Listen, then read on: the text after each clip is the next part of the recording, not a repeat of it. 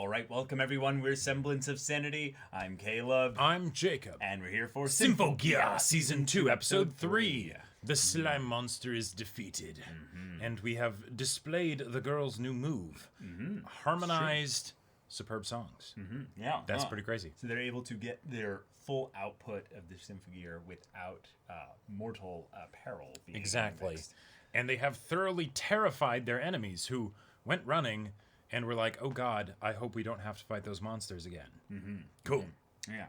So now the fallout of this event and what happens for the rest of the squad, but also for these new characters who did make a splash. They did. But they didn't really get what they wanted, or did they? Did they? This? Right, but not in the way that they thought they would end up needing to get it. Or did they? Yeah.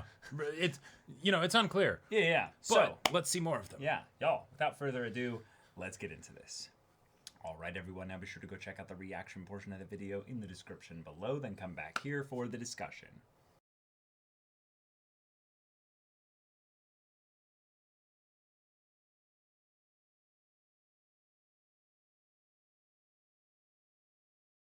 Okay, so we got it confirmed that Maria Nephilim. is actually the new incarnation of Fine, and yes, we have Nephilim, which, all right, cool. Okay, Very so Tower of Babylon adjacent, kind of. yeah, exactly. Right. So the whole plan seems to be something along the lines of setting Fine up again for her new rise to power. Yeah. Now, the things that they've been setting up haven't gone perfectly according to plan as we've surmised. But the idea of this plan being one where they needed to pass the Nephilim along before they had their base found out, but also give it enough sustenance so that it could fully awaken or something. Continue to grow up big and strong or whatever. Yeah, that seems interesting, and then maybe that being used as a weapon or some kind of tool by which Fine can then enact her own goals. Yep. All right, sweet.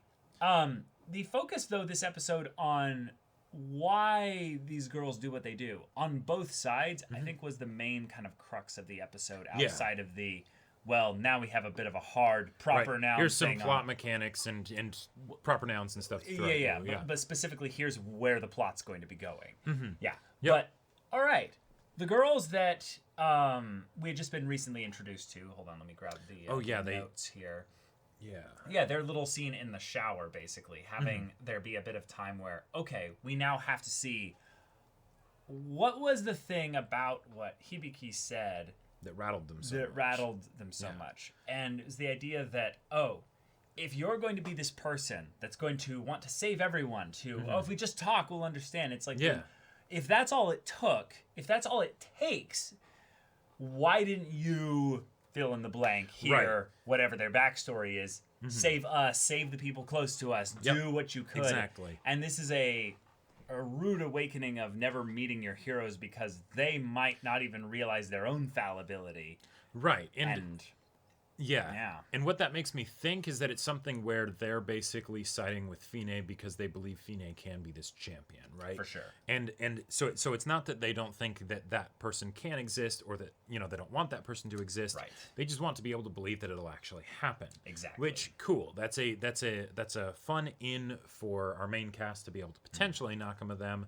Especially if they end up defeating this new incarnation of Fine and such, right? Exactly. Because then you have a reason for the yes, we fight you until we become friends. Right. There's a logic to it, right?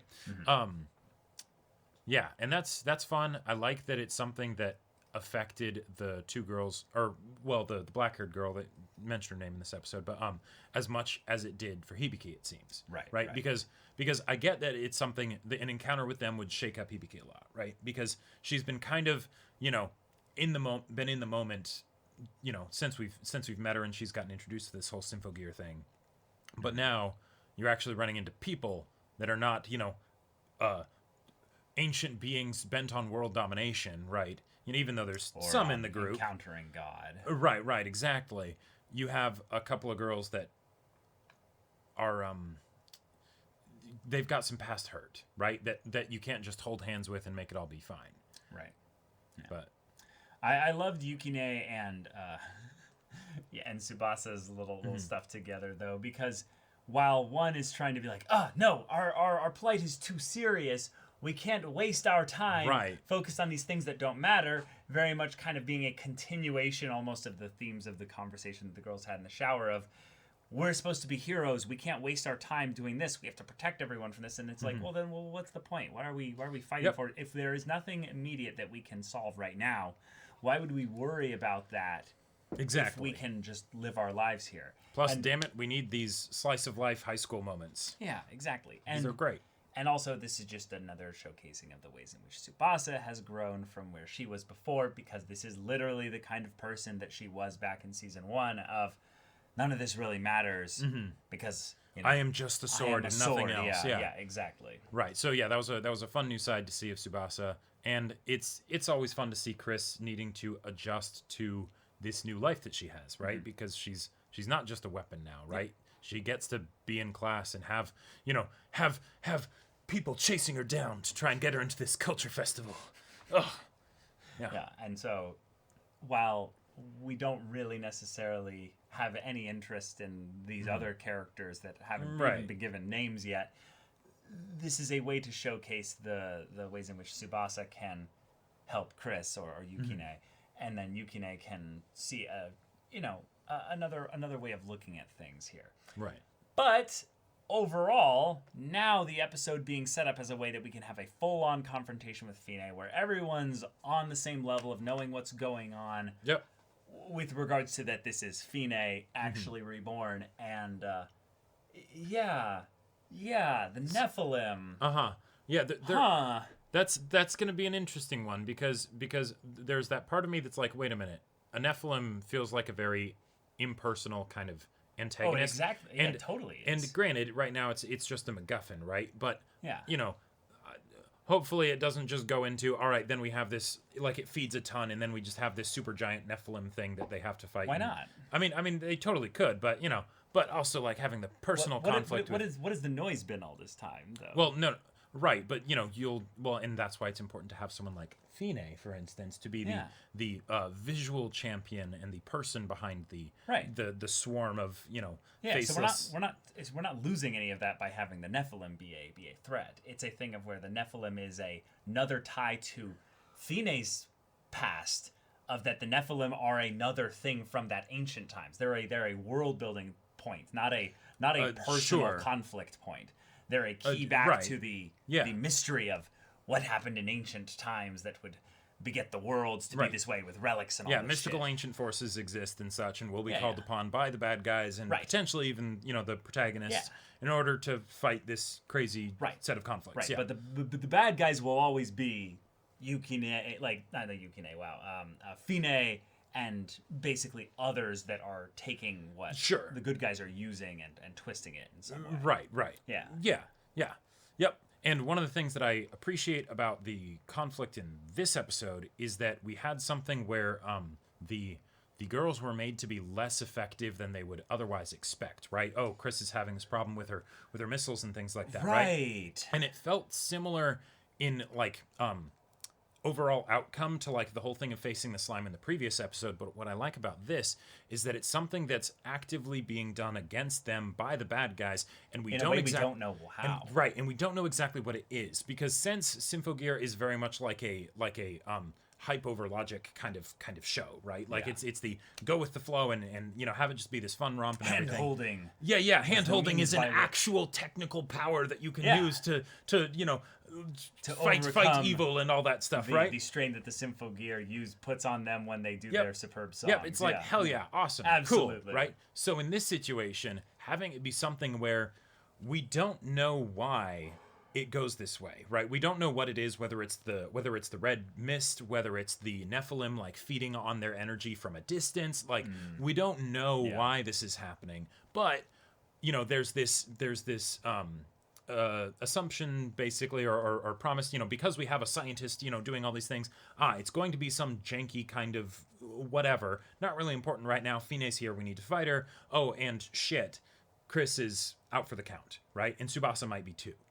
So, yeah. I hope they do explain what it was though that actually caused them to do this. Because otherwise, I'm not really gonna feel any tension with regards to this fight, because it's a way for us to have another one-on-one at the moment. Right, without it being so completely one-sided like the previous fight was, that it's just, okay, our main characters are not the underdogs, the bad guys are the underdogs, and how do we deal with these monsters that can, create these crazy light shows, right? Well, okay, now we're in a situation where they can't do that because they've been hindered a bit, and we take yes, the hand-holding is a way that they can do the superb songs without worry of the consequences. Put them in different places. They if we did the superb song, it'd kill us.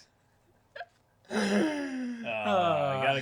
love that stuff. Yep. And I loved the little moment where Tsubasa kind of leaps out over the ocean. He's like, just jump, just believe. We'll be there for you. It's like rapid ascent. Right.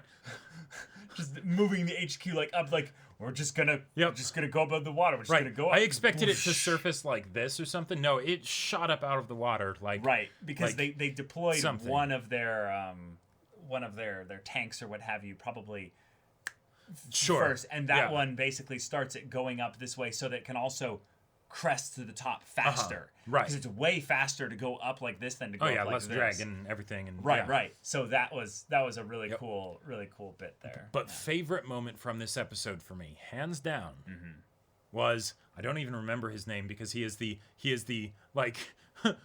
bland bread dude that is just. You mean her manager? Yes, that's right. That's not a bland bread dude. He's your manager. Do you know his name? I don't care to remember his name. But, exactly. But he has a role in the story. No, he has character to him. Yes, and he did it very well, right? Of just being like, oh yeah, I'm talking with you on the phone and everything, with a bunch of people pointing their guns at him. And yeah, we don't need to see that fight, right? No, it's more effective if we don't, right? Because we know that this show can absolutely blow us away with the visuals when it wants to anyways, right? So it's just, no. Ogawa. Ogawa. Okay. Yeah.